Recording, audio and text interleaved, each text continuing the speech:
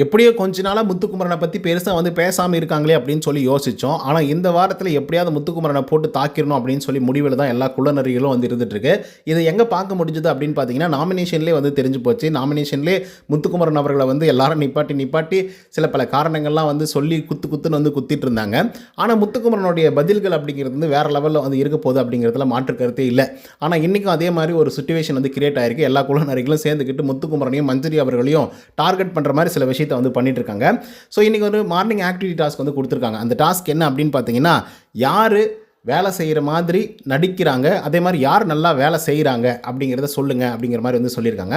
இந்த விதத்தில் வந்து நம்ம மஞ்சரி அவர்கள் வந்து சௌந்தர்யா அவர்கள் வந்து சொல்லியிருக்காங்க. அதாவது நான் தான் வேலை செய்கிறேன் அப்படின்னு சொல்லி எல்லா இடத்துலையும் வந்து காமிச்சிக்கிட்டே இருக்கிறாங்க. நான் மட்டும்தான்ப்பா வேலை செய்கிறேன் இந்த வீட்டில், வேறு யாருமே வேலை செய்யலை அப்படிங்கிறது வந்து பார்த்திங்க அப்படின்னா நம்ம மஞ்சரி அவர்கள் வந்து டேரெக்டாக போட்டு உடைக்கிறாங்க சௌந்தர்யாவை. ஸோ இதுக்கு வந்து சௌந்தர்யாவுக்கு பயங்கர காண்டாயிடுது. ஆனால் சௌந்தர்யா அவர்கள் சில வேலைகள்லாம் வந்து செய்கிறாங்க. சொல்லப்போனால் வந்து லாஸ்ட் வீக்கில் வந்து சார்ஜனன் போஸ்ட் வந்து கொடுத்தாங்க. யாரா அந்த பிளேட்டெல்லாம் கழுவாமல் இருக்கிறது அப்படின்னு சொல்லி ஒவ்வொருத்தரையும் வந்து பார்த்து நோண்டிகிட்டே வந்து இருந்தாங்க.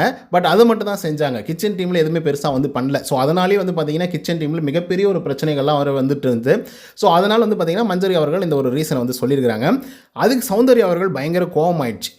என்ன எப்படி நீ வந்து சொல்லலாம், இப்போ டேரெக்டாக அட்டாக் பண்ணுறேன் பாரு, உனக்கு எனக்கு ஆல்ரெடி ஆகவே ஆகாது, நீ ஒரு பொய்க்காரி அப்படின்னு சொல்லிட்டு இருந்த ஆள் தான் வந்து சௌந்தர்யா அவர்கள். ஸோ சௌந்தர்யா மறுபடியும் வந்து மஞ்சரி கிட்ட இருந்து இந்த மாதிரி ஒரு கமெண்ட்டை வந்து ரிசீவ் பண்ணும்போது கண்டிப்பாக பதிலடி கொடுத்து தானே கொடுப்பாங்க. உடனே நம்ம சௌந்தர்யா அவர்கள் போயிட்டு மஞ்சரி அவர்களுடைய பேரை சொல்லி இவங்க வேலை செய்கிற மாதிரி நடிக்கிறாங்க, ஓபி அடிச்சுக்கிட்டே இருக்கிறாங்க, ஒரு வேலையும் செய்கிறதில்ல அப்படின்னு சொல்லிடுறாங்க. ஸோ இதனால் மஞ்சரி அவர்களுக்கு செம காண்டாயிடுதுன்னா, என்னை பார்த்து வந்து ஒரு வேலையும் செய்யலை அப்படின்னு சொல்கிறியா அப்படிங்கிற மாதிரி அவங்க யோசிச்சுட்டு இருக்காங்க. அப்புறம் தர்ஷிகா வந்து பயங்கரமான வேலைகள்லாம் வந்து செய்கிறாங்க. இப்போ லாஸ்ட் வீக்கில் வந்து கிச்சன் டீம்லலாம் வந்து இருந்தாங்க. ஸோ அதனால் அவங்க ஒர்க்கெல்லாம் வந்து ஓரளவுக்கு வந்து ப்ராப்பராக வந்து பண்ணிகிட்டு இருக்காங்க. அது தவிர்த்து காதலும் பண்ணுறாங்க, சரிங்களா, அதுவும் பயங்கரமாக வந்து இருந்துகிட்ருக்கு. ஸோ போயிட்டு ராணுவ பேரை வந்து சொல்கிறாங்க. ராணுவ ஒன்றுமே பண்ணுறதில்ல, சும்மா ஓபி அடிச்சுட்டு இருக்கிறான் அப்படிங்கிற மாதிரி வந்து சொல்கிறாங்க. ராணுவோட ரியாக்ஷன் பெருசாக வந்து இருக்க போகிறதில்ல. அவர் வந்து டாஸ்க்குன்னு ஒன்று கொடுத்தா மட்டும்தான் ஏதாவது ஒன்று சம்திங் வந்து பண்ணுவாப்பில். இட்ஸ் மீன்ஸ் வீக்லி டாஸ்க்கு, ஒரு பெரிய டாஸ்க் அப்படின்னா மட்டும்தான் ஏதாவது பண்ணுவாப்பில். அதனால் வந்து அமைதியாக விட்டாப்பில் தர்ஷிகாவை. அதுக்கிட்ட பவித்ராவுக்கு முத்துக்குமரன் மேலே என்ன காண்டுன்னு வந்து தெரியல. ஏன்னா இதுக்கு முன்னாடியெல்லாம் அவ்வளோ ஒன்றும் பெருசாக வந்து அட்டாக் பண்ணிலாம் பேச மாட்டாங்க. பட் இப்போ முத்துக்குமரனை வந்து அட்டாக் பண்ணி வந்து பேசுகிறாங்க. ஒருவேளை அவன் எல்லாம் டாப்பில் இருக்க, அவனை அட்டாக் பண்ணி பேசுனா நமக்கு வந்து ரசிகர்கள்லாம் கூடுவாங்க அப்படின்றதுனால பண்ணுறாங்களா அப்படிங்கிறது வந்து தெரியல. இப்போது டேரெக்டாக அட்டாக் பண்ணுறதா டேரெக்டாக அட்டாக் பண்ணலாம். மஞ்சரி அவர்கள் வந்து பார்த்திங்க அப்படின்னா, முத்து போட்ட கோட்டு ஒன்று இருக்குல்ல, அந்த கோட்டை தாண்டி வரமாட்டேங்கிறாங்க, அதுக்குள்ளேயே தான் போகணும்னு நினைக்கிறாங்க, மேனிப்புலேட் பண்ணுறாங்க அப்படின்ற லெவலுக்கு வந்து பார்த்திங்கன்னா பவித்ரா அவர்கள் சம்மந்தமே இல்லாத ஒரு விஷயத்தை வந்து சொல்கிறாங்க. உடனே முத்துக்குமரன் வந்து கேட்குறாப்புல, எப்படி நீங்கள் அதை வந்து சொல்கிறீங்க அப்படின்னு சொன்னால் அதுக்கு வந்து பதில் இல்லை பவித்ரா கிட்ட.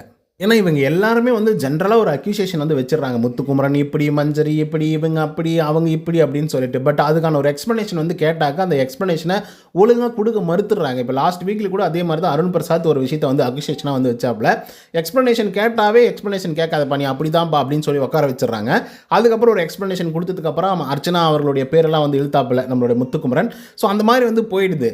ஸோ அவங்களால வந்து பார்த்திங்கன்னா இந்த விஷயத்தை வந்து டாமினேட் பண்ணி முத்துக்குமரன் கிட்ட பேசவே முடியல. ஏன்னா முத்துக்குமரன் பேச்சு திறமை, ஆற்றல் அதிகமாக இருக்குது. ஸோ அதனால் வந்து அவங்ககிட்ட பேசவே முடியாது, என்னுடைய பாயிண்ட் இதுதான் அப்படின்னு சொல்லிட்டு போயிடுறாங்க. ஸோ இது எந்த விதத்தில் நியாயம் அப்படிங்கிறது பொறுத்திருந்து தான் பார்க்கணும். ஸோ இதை பற்றி உங்களோட கருத்துக்கள் என்ன அப்படிங்கிறத கமெண்ட்டில் வந்து பதிவு பண்ணுங்கள். இந்த வீடியோ உங்களுக்கு வந்து பிடிச்சிருந்தா லைக் அண்ட் சப்ஸ்கிரைப் பண்ண மறந்துடாதீங்க. நன்றி, வணக்கம்.